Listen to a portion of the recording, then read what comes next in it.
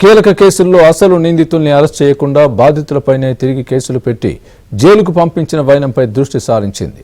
ఈ కేసులో వాస్తవ నివేదికను తెప్పించి అవసరమైతే కేసులు రీఓపెన్ చేయాలని, అసలు దోషుల్ని పట్టుకోవాలని నిర్ణయించింది. తప్పుడు కేసులపై కూడా వివరాలు సేకరించి అందుకు బాధ్యులైన అధికారులపై క్రమశిక్షణ చర్యలు తీసుకోవాలని కూడా భావిస్తున్నారు.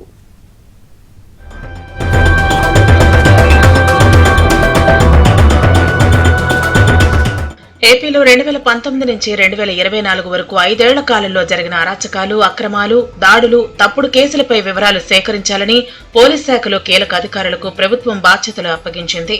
తమకు అన్యాయం జరిగిందని పోలీస్ స్టేషన్లకు వెళ్లిన బాధితులనే నిందితులుగా చేస్తూ పెట్టిన కేసుల వివరాలను కూడా సేకరించడం ప్రారంభించింది. ఇందుకు కారకులైన వారిపై చర్యలు తీసుకోవాలని కూడా నిర్ణయించారు. నిబంధనలు ఉల్లంఘించి వైసీపీతో అంటకాగిన అధికారులపై చట్ట ప్రకారమే చర్యలు తీసుకోవాలని ప్రభుత్వం భావిస్తోంది.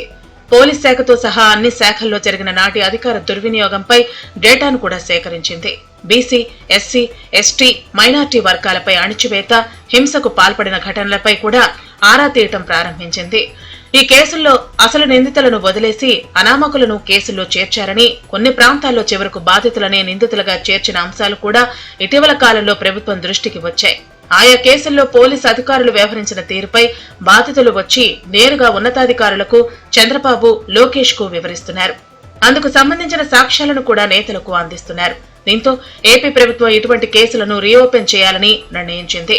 మాచర్ల నియోజకవర్గంలో చంద్రయ్య, జల్లయ్య అనే టీడీపీ నేతల హత్య కేసుల్లో తూతూ మంత్రంగా దర్యాప్తు జరిపి అసలు దోషులను వదిలేశారని పెద్ద ఎత్తున ఆరోపణలు వస్తున్నాయి. ఇటువంటి కేసులను రీఓపెన్ చేయాల్సిందేనని ఇప్పటికే ప్రభుత్వం ఉన్నతాధికారులను ఆదేశించింది.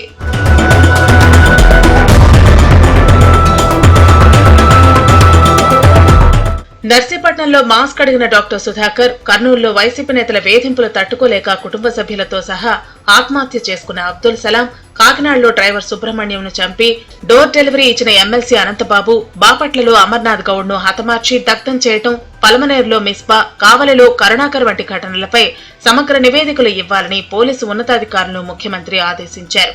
ఈ కేసులన్నింటిలో కూడా దర్యాప్తు పురోగతితో పాటు కొన్ని కేసుల్లో వైసీపీతో అంటకాగిన అధికారులు అసలు వాస్తవాలను దాచిపెట్టి దర్యాప్తును తప్పుదోవ పట్టించారని, ఈ కేసులపై సమగ్ర నివేదిక ఇవ్వాలని పోలీసు ఉన్నతాధికారులను సీఎం చంద్రబాబు ఆదేశించారు. తెలుగుదేశం పార్టీ కేంద్ర కార్యాలయంపై జరిగిన దాడి, ఉండవల్లిలోని చంద్రబాబు నివాసంపై జరిగిన దాడి, కొంతమంది నాయకులు, కార్యకర్తలు, వారి ఇళ్లపై జరిగిన దాడులు, వాటి వెనుక ఉన్న శక్తులపై కూడా ఆరా తీస్తున్నారు.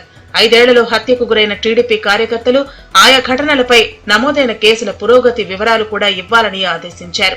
ప్రభుత్వ అండతో ప్రైవేట్ ఆస్తులు, గనులు, వ్యాపారాలు స్వాధీనం చేసుకున్న వారి జాబితాలను ఆయా శాఖలు సిద్ధం చేస్తున్నాయి. రాష్ట్ర స్థాయిలో జరిగిన దోపిడీతో పాటు ఆయా నియోజకవర్గాల్లో ఎమ్మెల్యేలు, ఎంపీల అక్రమాలపై ప్రభుత్వ టెర్రరిజం పైన విడివిడిగా నివేదికలు తెప్పిస్తున్నారు. ఇప్పటికే బయటకు వచ్చిన గత ప్రభుత్వ అక్రమాలపై పలు చోట్ల సామాన్య ప్రజానికం ఫిర్యాదులు చేస్తోంది. చిలకలూరిపేటలో మాజీ మంత్రి విడుదల రజని, ఆమె అనుచరులు అక్కడ గృహ నిర్మాణానికి సేకరించిన రైతుల భూములకు ఎక్కువ రేట్లు ఇప్పించి అందులో నుంచి కమిషన్లు తీసుకున్న వైనంపై అక్కడి రైతులు అధికారులకు, ఎమ్మెల్యే ప్రత్తిపాటి పుల్లారావుకు ఫిర్యాదు చేశారు. ఈ విషయం తెలుసుకున్న రజని అక్కడి రైతులకు తీసుకున్న డబ్బులను ₹1 కోటి వరకు తిరిగి ఇచ్చినట్లు తెలుస్తోంది. ఇలా ఒక్కొక్కటిగా అన్ని అక్రమాలను ప్రజల ముందు పెట్టి చట్టబద్ధంగానే చర్యలు తీసుకోవాలనే ఆలోచనలో కూటమి ప్రభుత్వం ఉంది.